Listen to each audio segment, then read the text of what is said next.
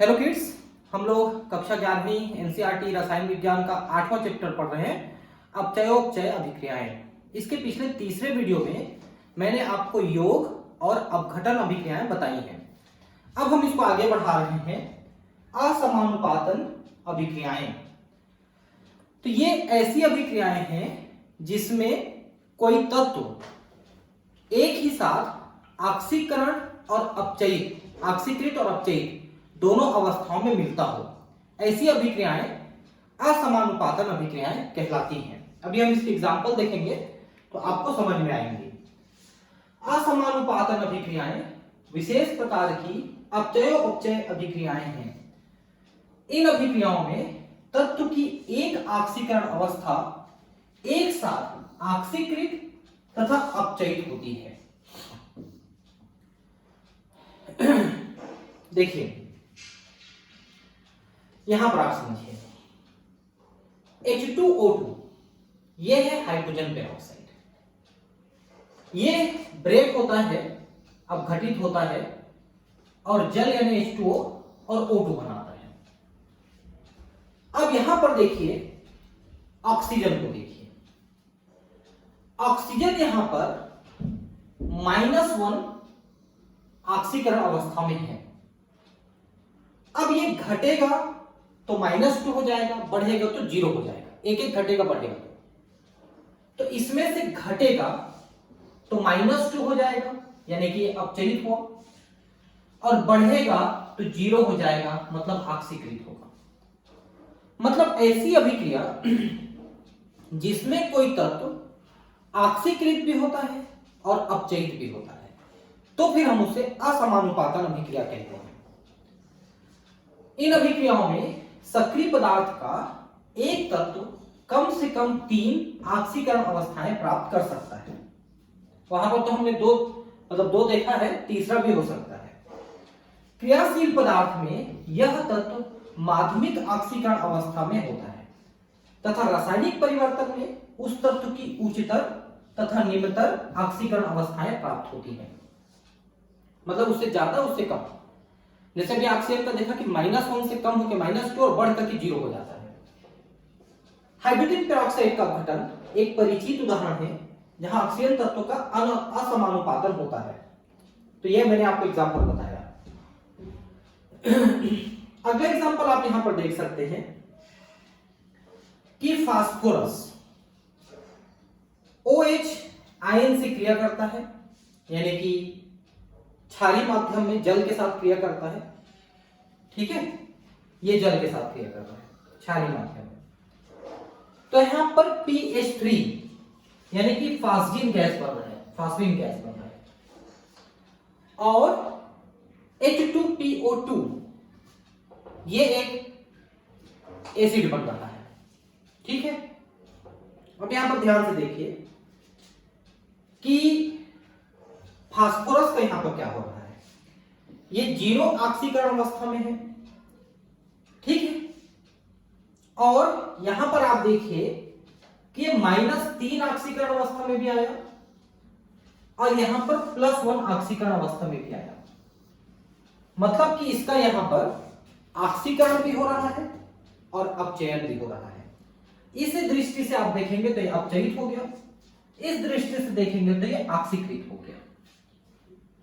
Phosphorus, sulphur, chlorine का क्षारीय माध्यम में असमानुपातन निम्नलिखित ढंग से होता है। तो फास्फोरस को तो आपने देखा, सल्फर का भी देख लीजिए।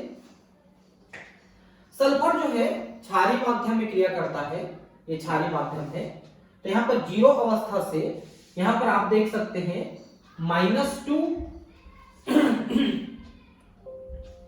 आयनिक अवस्था में पहुंचा है, और यहां पर भी आप देख सकते हैं कि ये 3 दूनी 6 -2 यानी कि हो गया 4, यानी कि ये हो गया धन 2, ये धन 2 अवस्था है। ये धन 2 को यहां पर लिखना चाहिए, थोड़ा प्रिंट मिस्टेक है, मैं आपको बता देता हूं। एक्चुअली ये -2 अवस्था में है और ये +2 अवस्था में है। इस +2 को खिसका के यहां पर लिखना है, ये +2 अवस्था में है।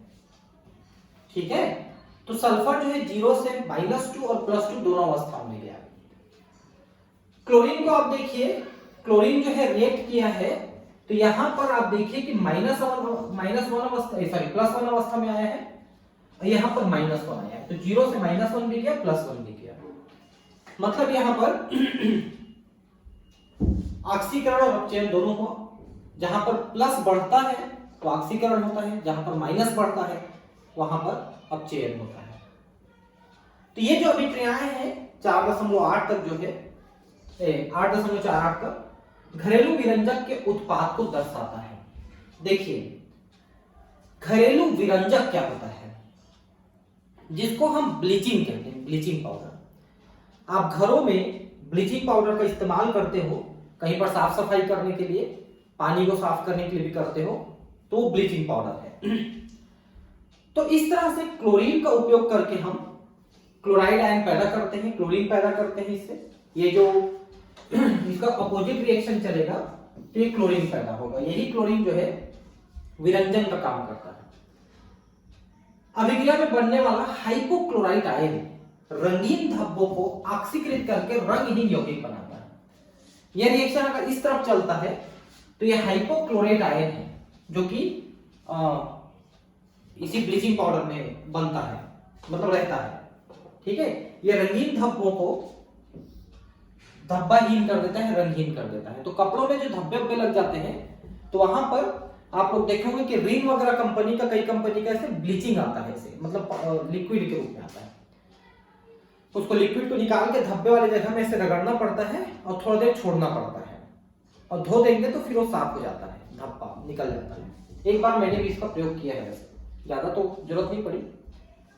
यह बताना रुचिकर होगा कि ब्रोमीन तथा आयोडीन द्वारा वही प्रकृति प्रदर्शित होती है जो क्लोरीन द्वारा अभिक्रिया 8.48 में प्रदर्शित होती है, लेकिन क्षार से फ्लोरीन की अभिक्रिया भिन्न ढंग से, अर्थात इस प्रकार होती है।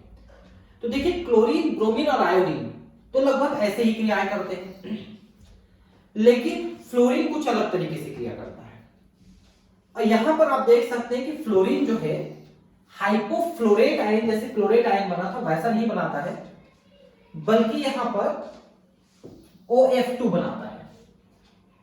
ठीक है, यहां पर ClO का मतलब क्या है, देखिए ध्यान से समझिए कि क्लोरीन, ब्रोमीन या आयोडीन का रिएक्शन कराएंगे तो ऑक्सीजन ने इलेक्ट्रॉन खींचा है इन लोगों से, लेकिन जब हम फ्लोरीन की अभिक्रिया कराते हैं तो ऑक्सीजन से इलेक्ट्रॉन फ्लोरीन खींच लेता है, क्योंकि विद्युत ऋणता फ्लोरीन की ज्यादा है ऑक्सीजन से, बाकी सभी की ऑक्सीजन से कम थी। इसलिए ऑक्सीजन ने खींचा था पहले इलेक्ट्रॉन को, लेकिन अब फ्लोरीन ने खींचा इलेक्ट्रॉन को ऑक्सीजन से। ठीक है, तो ये जो फ्लोरीन है यहां पर OF2 बनाता है और H2O बनाता है। तो यहां पर अगर आप ध्यान से देखेंगे तो फ्लोरीन यहां पर 0 अवस्था में है, यहां पर -1 अवस्था में है और यहां पर -2 अवस्था में है, -2 अवस्था में।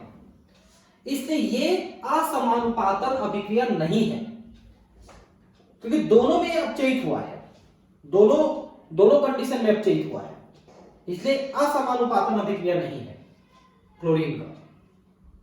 ठीक है ना। ठीक है, लेकिन ऑक्सीजन का हो सकता है, जरा देखेंगे पर ऑक्सीजन में कैसे, जरा देख लेते हैं। ऑक्सीजन तो यहां पर -2 है और यहां पर +2 है और यहां पर -2 है, नहीं खाली +2 हुआ है, तो ऑक्सीजन का भी नहीं हुआ है, मतलब ये असमानुपातन अभिक्रिया नहीं है, लिखा भी होगा। ध्यान देने वाली बात है कि इस अभिक्रिया में फ्लोरीन जल से क्रिया करके कुछ ऑक्सीजन भी देती है। फ्लोरीन द्वारा दिखाया गया भिन्न व्यवहार आश्चर्यजनक नहीं है, क्योंकि हमें ज्ञात है कि फ्लोरीन सर्वाधिक विद्युत ऋण तत्व होने के कारण धनात्मक ऑक्सीकरण अवस्था प्रदर्शित नहीं करता है, मतलब उसमें से कोई इलेक्ट्रॉन नहीं खींच पाता है। जैसे आपने क्लोरीन, ब्रोमीन, आयोडीन को देखा था तो उनमें से इलेक्ट्रॉन खींचा था ऑक्सीजन ने, क्योंकि उसकी ज्यादा विद्युत ऋणता थी ऑक्सीजन की, लेकिन फ्लोरीन की तो ऑक्सीजन से भी ज्यादा है, इसलिए ऑक्सीजन नहीं खींच पाएगा, फ्लोरीन उससे खींचेगा। ये देखिए, इसका तात्पर्य यह है कि हैलोजन में फ्लोरीन असमानुपातन प्रवृत्ति प्रदर्शित नहीं करता है। यही बात मैंने अभी बताया आपको कि ये प्रदर्शित नहीं कर रहा है, असमानुपातन अभिक्रिया प्रदर्शित नहीं कर रहा है। ठीक, उदाहरण, इनमें से कौन सा स्पीशीज असमानुपातन प्रवृत्ति प्रदर्शित नहीं करता है और क्यों? देखिए ClO minus, ClO2 minus, ClO3 minus और ClO4 माइनस इनके अभिक्रिया में लिखते हैं। चलिए देखिए, पहली अभिक्रिया देखिए, तो ClO माइनस में Cl+1 है, यहां पर Cl-1 है।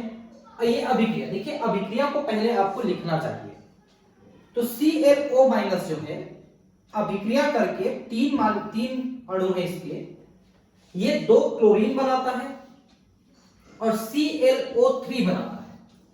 ये जरा रिएक्शन आपको याद करना पड़ेगा ना, तब ये रिएक्शन बन पाएंगे। तो यहां पर +1 है, यहां पर -1 है और यहां पर +5 है, मतलब ये बढ़ा भी है घटा भी है। तो ये असमानुपातन अभिक्रिया हुआ पहला वाला।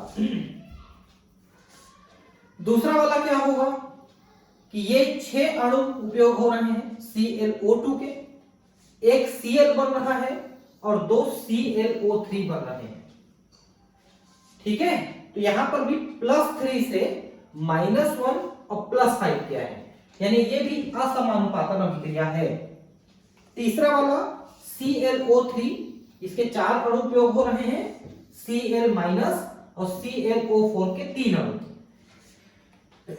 यहां पर ये +5 है, कम भी हुआ है ज्यादा भी हुआ है, मतलब ये भी असमानुपातन अभिक्रिया प्रदर्शित कर रहा है। तो तीनों असमानुपातन अभिक्रिया प्रदर्शित कर रहे हैं।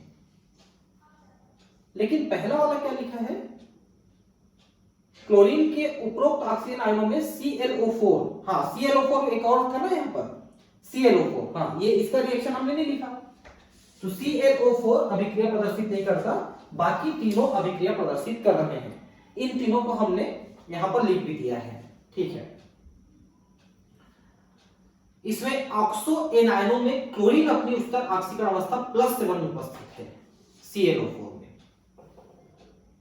ठीक है, तो ये और आगे ब्रेक नहीं होगा, इसका ये मतलब है ClO3 तक ब्रेक होगा, ClO, ClO2, ClO3। तो ClO ClO3 बनाता है, ये भी ClO3 बनाता है, लेकिन ClO3 ClO4 बनाता है। अब ClO4 और यहां पर क्लोरीन मुक्त नहीं कर सकता, तो ये आगे इस तरह का रिएक्शन नहीं करेगा। इन सभी रिएक्शनों में एक विशेष बात आपने देखी होगी कि ये एक एक क्लोरीन मुक्त कर रहे हैं। ClO भी एक क्लोरीन मुक्त कर रहा है, O2 भी एक क्लोरीन मुक्त कर रहा है, O3 भी एक क्लोरीन मुक्त कर रहा है, लेकिन O4 एक क्लोरीन मुक्त नहीं करता। क्यों? क्योंकि अब क्लोरीन अपने अधिकतम ऑक्सीकरण अवस्था में आ चुका है +7, उसके पास जितने भी इलेक्ट्रॉन थे वो दे चुका है, तब जाकर के ये क्लोरीन मुक्त हुआ है। अब इसे +8 नहीं हो सकता, क्योंकि अब उसके पास इलेक्ट्रॉन नहीं रह गए हैं बाह्यतम कोश में जिसको दे सके, इसलिए वो एक और क्लोरीन मुक्त नहीं करेगा, और मुक्त होने के लिए उसको फिर काफी ज्यादा रिएक्ट करना पड़ेगा। ठीक है, निम्नलिखित अपचयोपचय अभिक्रियाओं को वर्गीकृत कीजिए। 2 अभिक्रियाएं हैं, का 4 है, तो इनके हमको करना है, इनको वर्गीकृत करना है कि कौन सा है असमानुपातन और कौन सा नहीं है। ठीक है, तो चलिए हम इसको लाइन से देखते हैं रिएक्शन।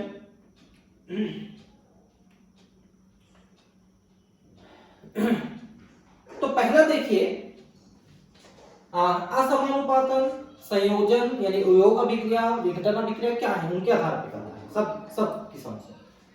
तो N2 और O2 मिलके NO बना रहा है, यानी पहला वाला जो है आपका योग अभिक्रिया है। देखिए लिखा होगा योग अभिक्रिया, ये देखिए अभिक्रिया का यौगिक नाइट्रिक ऑक्साइड तत्वों के संयोजन द्वारा बनता है। यह संयोजन अभिक्रिया यानी योग अभिक्रिया का उदाहरण है।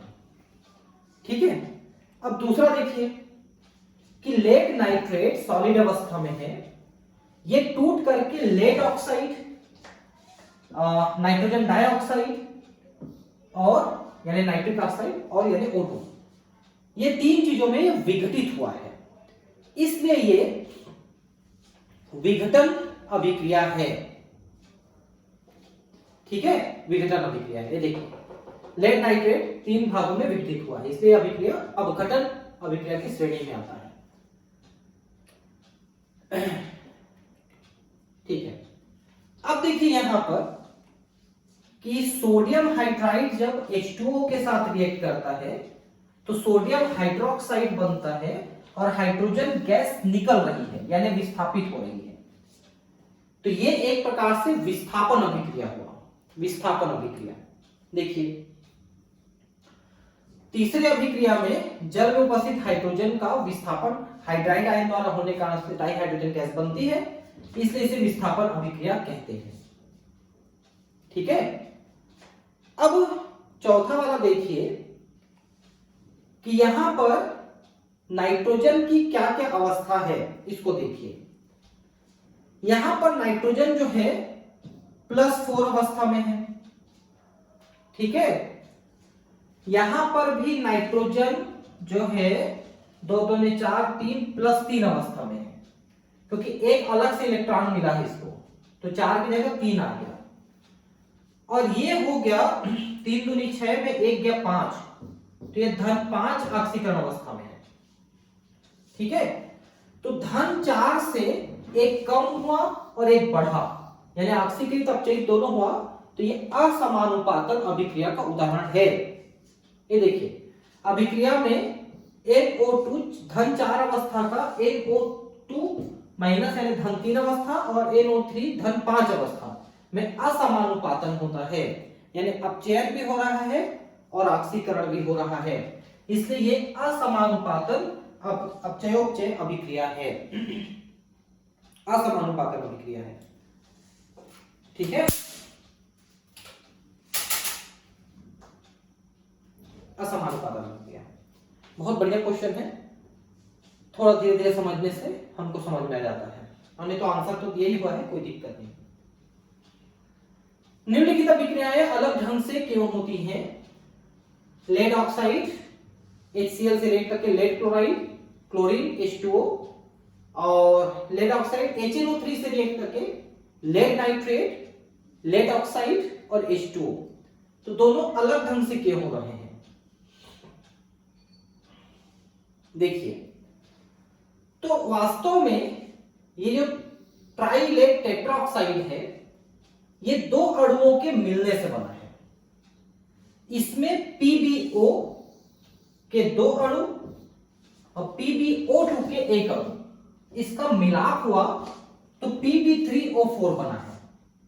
इसका रस समीकरणीय मिश्रण है, मतलब ये दोनों मिले हैं तो बने हैं, 2 PbO और 1 PbO2 मिला है। PbO2 में लेड की ऑक्सीकरण अवस्था धन 4 है, क्योंकि 2 ऑक्सीजन ने खींचना है तो 4 इलेक्ट्रॉन खींचे हैं, धन 4 है। और PbO में धन 2 है।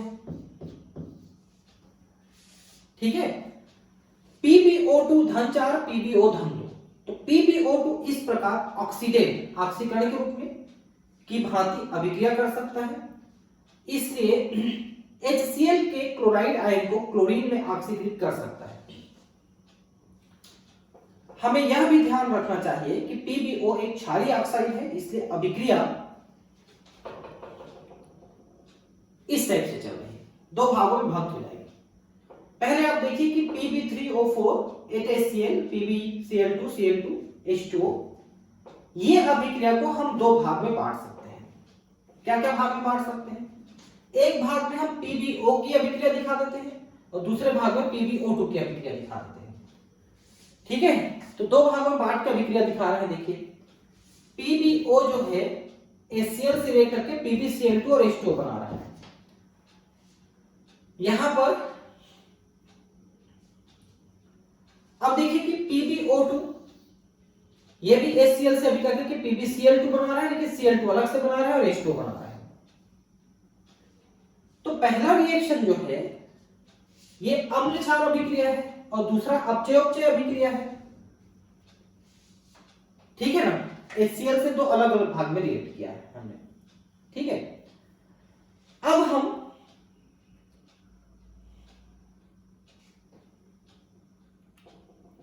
चूंकि HNO3 स्वयं ऑक्सीकारक है, अतः PbO3 तथा HNO3 के बीच होने वाली अम्ल क्षार अभिक्रिया कैसी है? PbO के साथ होनी चाहिए।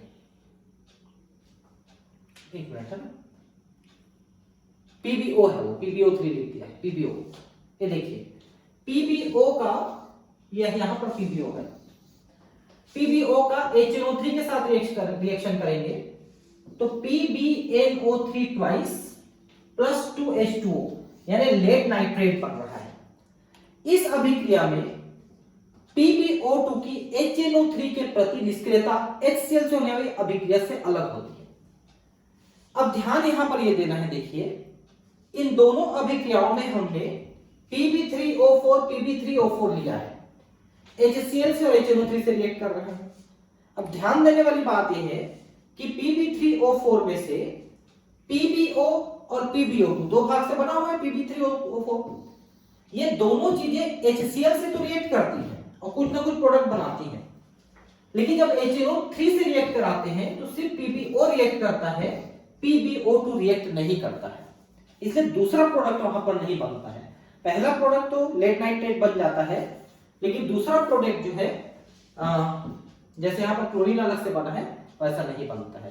तो दोनों रिएक्शन थोड़े अलग अलग हो जाते हैं, इन दोनों का रिजल्ट अलग अलग है। इसमें आप देख सकते हैं कि लेड क्लोराइड बना है, इसमें लेड नाइट्रेट बना है, दोनों सेम है, लेकिन यहाँ पर क्लोरीन बना है, यहाँ पर PbO2 बचा रह गया क्योंकि वो रिएक्ट ही नहीं किया, जबकि इसमें वो रिएक्ट कर गया था, इसमें रिएक्ट किया इसलिए ये बना, और इसमें H2O ज्यादा बना, इसमें H2O कम बना, और ये PbO2 अनरिएक्टेड रह गया यहाँ, ये मतलब है। अब है भिन्नात्मक ऑक्सीकरण संख्या विरोधाभास। भिन्नात्मक का मतलब क्या होता है कि पॉइंट में रहना, है ना, पॉइंट में आएगा, वो एकदम पूर्णांक में नहीं आएगा, जैसे 3 4 5 ऐसा नहीं आएगा।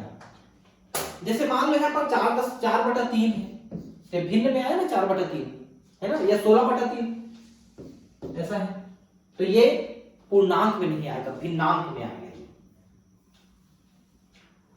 कभी कभी हमें कुछ ऐसे यौगिक भी मिलते हैं जिनमें किसी एक तत्व की ऑक्सीकरण संख्या भिन्नात्मक होती है, उदाहरण C3O2।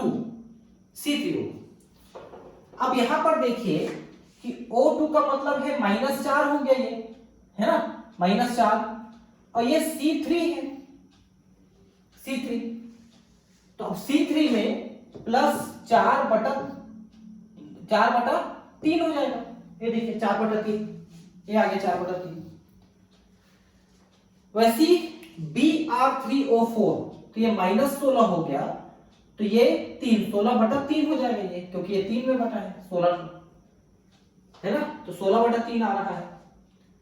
Na2S4O6, जहां सल्फर की ऑक्सीकरण संख्या 5/2 है, क्यों? क्योंकि ये धन 2 दे दिया इसने 2, और इसको चाहिए 3 दूनी 6, 6 दूनी 12, तो -12 चाहिए, 12 में से 2 गया 10, अब ये 10/4 है, का मतलब 5/2 हुआ सल्फर का, तो 5/2 आया। तो इस तरह से पूर्णांक में ना होकर भिन्नात्मक होता है ऑक्सीकरण अवस्था कुछ कुछ पदार्थों में, कुछ कुछ यौगिकों में। हमें यह ज्ञात है कि भिन्नात्मक ऑक्सीकरण संख्या स्वीकार्य नहीं है, क्योंकि इलेक्ट्रॉनों का सहभाजन या स्थानांतरण आंशिक नहीं हो सकता। तो फिर इसको हम दूसरे तरीके से इसको निकालेंगे। वास्तव में भिन्नात्मक ऑक्सीकरण अवस्था प्रेक्षित किए जा रहे तत्व की ऑक्सीकरण संख्याओं का औसत है, तथा संरचना प्रचारों से ज्ञात होता है कि वह तत्व जिसकी भिन्नात्मक ऑक्सीकरण अवस्था होती है अलग अलग ऑक्सीकरण अवस्था में उपस्थित होती है। मतलब कोई 3 रह गया और कोई 4 रह गया ऐसा, या कोई 3 रह गया कोई 5 रह गया, मतलब मान लो 2 है 3 है, जैसे मान लो ये Br3 है, तो Br3 में हमने क्या लिखा कि 16/3 है, तो असल में क्या हुआ कि मान लो 3 Br है, ठीक है, 3 Br है इसमें, तो ऐसा नहीं है कि सभी 16/3 है, हो सकता है कि ये कोई 5 हो, कोई 6 हो, कोई 8 हो, ऐसा मिलाकर के हो, तब 16/3 हो, ऐसा बोल रहा है ये, अलग अलग ऑक्सीकरण अवस्था। तो अब इन तीनों में हम इन चीज को समझने की कोशिश करेंगे कैसे ये परिस्थितियां बदलती हैं। देखिए आप C3O2 में देखिए कैसे है C3O2, तो इसमें आप देखिए कि 3 कार्बन है तीनों कार्बन में एवरेज क्या लिखा था आपने? 4/3। 4/3 एवरेज लिखा था ना। अब देखिए इसमें कैसा है, ये कार्बन 0 वाला है, ये कार्बन धन 2 है और ये कार्बन धन 2 है, क्योंकि ऐसे जुड़ा हुआ है, तीनों ऐसे जुड़े हुए हैं, कार्बन कार्बन कार्बन ऑक्सीजन। लो आ गया आपका आंसर, है ना। Br3O8। अब इसमें देखिए कैसा है, तो ये इस तरह से जुड़े हैं Br3O8, इसलिए अब देखिए कि इस Br में धन 4 है, इस Br में धन 6, इस Br में धन 6, इससे 16/3 हो गया। 6 6 12 और 4 16/3, ये 2 2 4/3, है ना। वैसे ही S4O6 में आप देखिए कि ये दोनों 0 0 है, ये दोनों प्लस प्लस है, 5 5 प्लस 5 प्लस 5, तो 5 दूनी 10/4 यानी 5/2। तो आपको पहले संरचना लिखना है कि संरचना लिखने में वो कैसे कैसे ऑक्सीकरण अवस्था दिखाएंगे, उसको थोड़ा सा ध्यान देना है। तो ऐसे भिन्नात्मक ऑक्सीकरण अवस्था नहीं मिलता है, वो आपको एवरेज है। वास्तव में ऑक्सीकरण अवस्था इन तीनों में या दोनों में या पांचों में अलग अलग या चारों में अलग अलग रहेगा। इस तरह से ऑक्सीकरण अवस्था भिन्नात्मक ना होकर के इनमें भी एनी हाउ पूर्णांक ही होता है, भले ही वो अलग अलग ऑक्सीकरण अवस्था दिखा रहे हैं।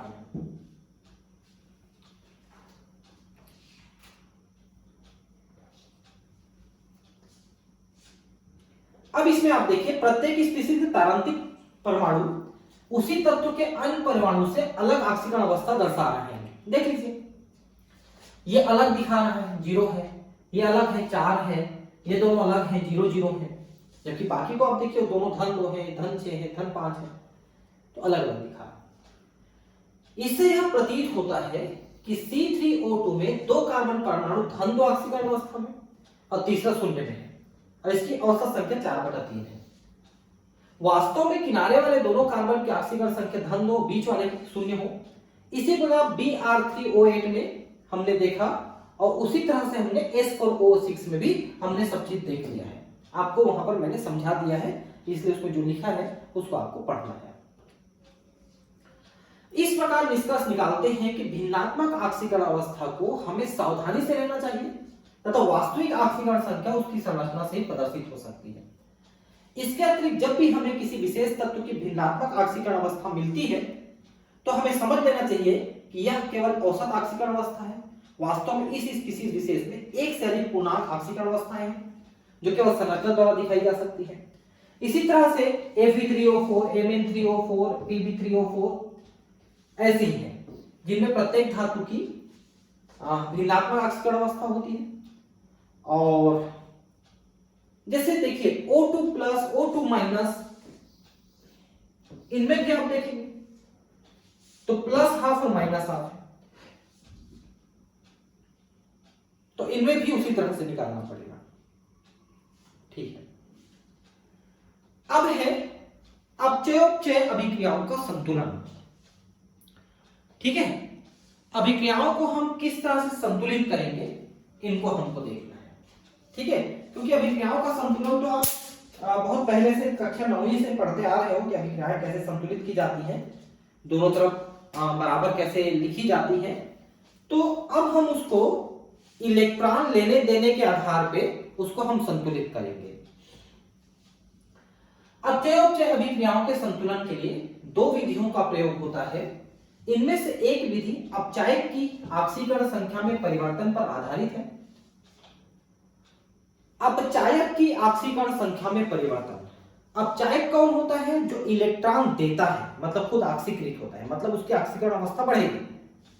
ठीक है, तथा दूसरी विधि में अपचयोपचय अभिक्रियाओं को 2 भागों में विभक्त किया जाता है, एक में ऑक्सीकरण तथा दूसरे में अपचयन। दोनों ही विधियों का प्रचलन है और व्यक्ति विशेष अपनी इच्छा अनुसार इनका प्रयोग करते हैं। पहला, ऑक्सीकरण संख्या विधि।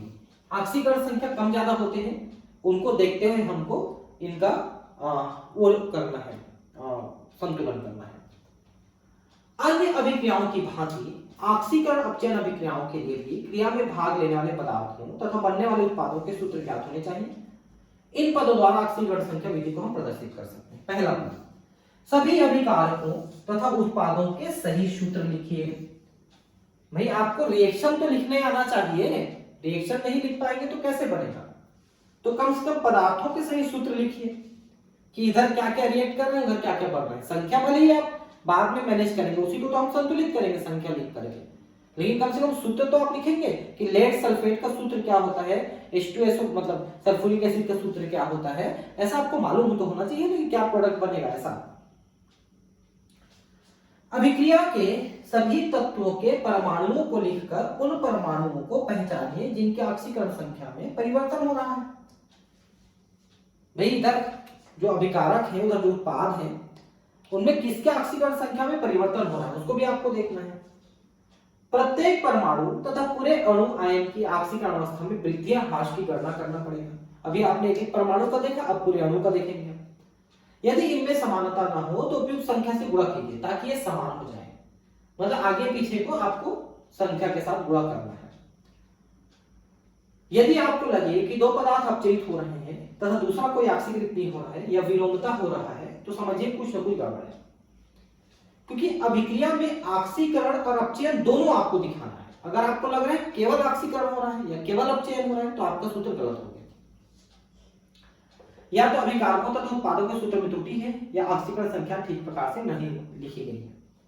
यह भी निश्चित कर लें कि यदि अभिक्रिया जलीय माध्यम में हो रही है तो H आयन और OH आयन उपयुक्त स्थान पर जोड़िए ताकि अभिकारकों तथा उत्पादों का कुल आवेश बराबर हो। ठीक है, तो H आयन OH आयन आपको लिखना पड़ेगा कि जलीय अभिक्रिया में H आयन OH आयन तो रहते ही है। यदि अभिक्रिया अम्लीय माध्यम में संपन्न हुई तो H आयन का उपयोग अधिक कीजिए, H आयन का उपयोग कीजिए केवल अम्लीय माध्यम में, तो क्षारीय माध्यम में तो केवल OH को लिखना है और केवल जलीय माध्यम में तो दोनों को लिखना है। अभिकारकों उत्पादों में जल अणु जोड़कर व्यंजक से दोनों हाइड्रोजन परमाणु की संख्या एक समान बनाइए। हाँ, हाइड्रोजन परमाणु की संख्या एक समान होना चाहिए, जल अणु इधर या उधर जोड़ करके। अब ऑक्सीजन के परमाणु की संख्या की भी जांच करें और दोनों ओर ऑक्सीजन परमाणु की संख्या समान है तो ठीक है, नहीं तो संतुलित करें। अब कुछ उदाहरण से हम देखते हैं। देखिए, पोटेशियम डाइक्रोमेट K2Cr2O7 जिसे पोटेशियम 6 के ऑक्सीकरण अवस्था में है, sodium sulphide Na2SO3 sulphide, SO3 sulphide, SO4 sulphate, है ना, से अम्लीय माध्यम में क्रोमियम 3 आयन तथा सल्फेट आयन देने वाली नेट आयनिक अभिक्रिया लिखिए। तो पहले तो हम इसको ढांचा लिखेंगे। तो जब हम इसको अम्लीय माध्यम में डालेंगे तो क्या लिखा है, क्रोमियम आयन तथा सल्फेट आयन देने वाली नेट अभिक्रिया लिखिए। तो सबसे पहले हम लिखेंगे अभिक्रिया का ढांचा। Cr2O7 यानी क्रोमेट आयन, सल्फेट आयन ये हमको मिलेंगे अम्लीय माध्यम में या जलीय माध्यम में मिलेंगे। ठीक है, और अभिक्रिया होगी तो क्रोमियम आयन Cr3+ में और सल्फेट आयन 2- में मिलेगा।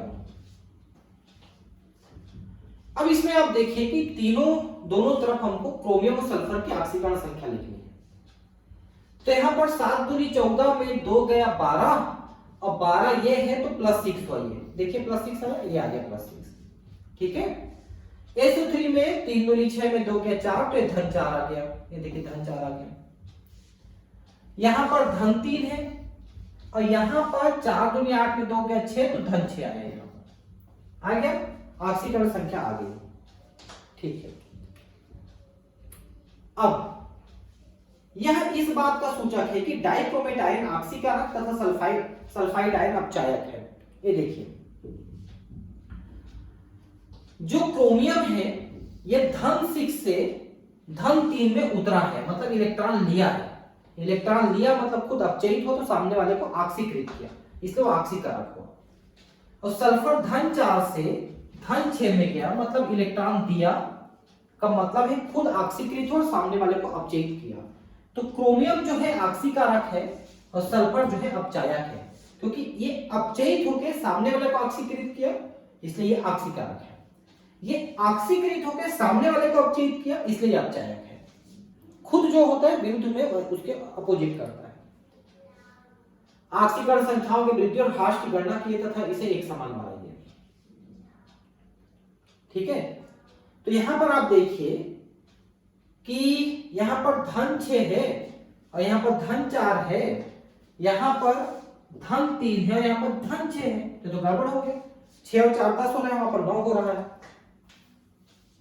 क्रोमियम सल्फर के ऑक्सीकरण संख्या में परिवर्तन है। क्रोमियम के ऑक्सीकरण संख्या -6 से -3 और क्रोमियम के ऑक्सीकरण संख्या -3 की कमी आई। सल्फर की ऑक्सीकरण संख्या -4 से -6 में, यानी कि 2 बढ़ी है ना।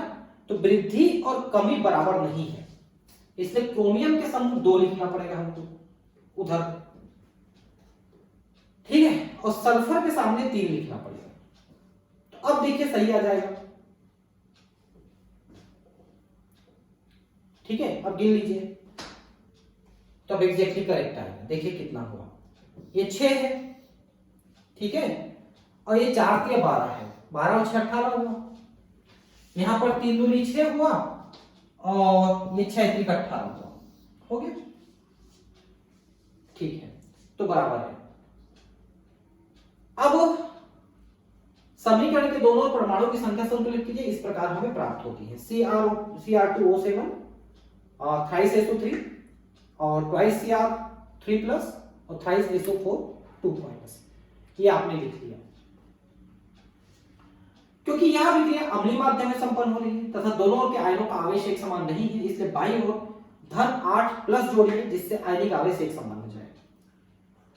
तो इधर हम -8 लिखेंगे, तो ये जो आवेश है इनकी संख्या हमको बराबर मिल जाएगी, धन आवेश ऋण आवेश की संख्या बराबर मिल जाएगी, ये कहना है। गिनेंगे। अंत में हाइड्रोजन अणुओं की गणना कीजिए। संतुलित अपचयी अभिक्रिया प्राप्त करने के लिए दाईं ओर की संख्या में जल के अणु जोड़ दीजिए। तो जल के अणु आगे में -4 हम लोग जल के अणु और जोड़ देंगे, तो इनके जोड़ने के बाद अभिक्रिया संतुलित हो गई, ठीक है। तो इसी तरह से अब दूसरी अभिक्रिया को भी यहां पर दिखा रहा है, ठीक है। वो है परमैंगनेट आयन ब्रोमाइड आयन से संतुलित आयनिक अभिक्रिया समीकरण लिखिए। तो पहले देखिए कि हमने एक बेसिक समीकरण लिखा है, ठीक है। अब इसमें हम ऑक्सीकरण अवस्था देख लेते हैं। तो ऑक्सीकरण अवस्था आप देख लीजिए कि मैंगनीज का और ब्रोमीन का कितना है। आप देख सकते हैं कि मैंगनीज का यहाँ पर शुरू में जो है -7 है और ब्रोमीन का -1 है, तो उधर -4 है और -5 है। तो मैंगनीज जो है यहाँ पर -7 से -4 हुआ है, तो मतलब अपचयन हुआ है, यानी कि सामने वाले को ऑक्सीकृत किया है, ठीक है। यानी किसको ऑक्सीकृत किया है? ब्रोमीन को। और ब्रोमीन जो है -1 से -5 में गया है, यानी खुद ऑक्सीकृत हुआ है, तो सामने वाले को अपचित किया है। अब हम यहां पर अगर इन दोनों में यहां पर 2 और यहां पर 2 लिखते हैं, ठीक है, तो मैंगनीज आयन के चार्जेस बराबर हो जाएंगे, ठीक है। उसके बाद हम चूंकि ये क्षारीय माध्यम में हो रहा है, क्षारीय माध्यम में हो रहा है, तो इधर हमने 2 OH आयन जोड़ा है, तो आवेश माइनस चार्ज बराबर हो गए। और अब देखिए कि उधर OH है, तो बैलेंस करने के लिए इधर हमने H को जोड़ा, तो अब ये इधर बैलेंस हो गया। तो इस तरह से ये हमने बैलेंस कर दिया है।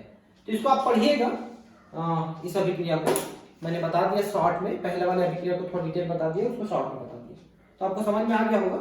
अब अगली चीजें हम नेक्स्ट क्लास में पढ़ेंगे, ठीक है। Thank you.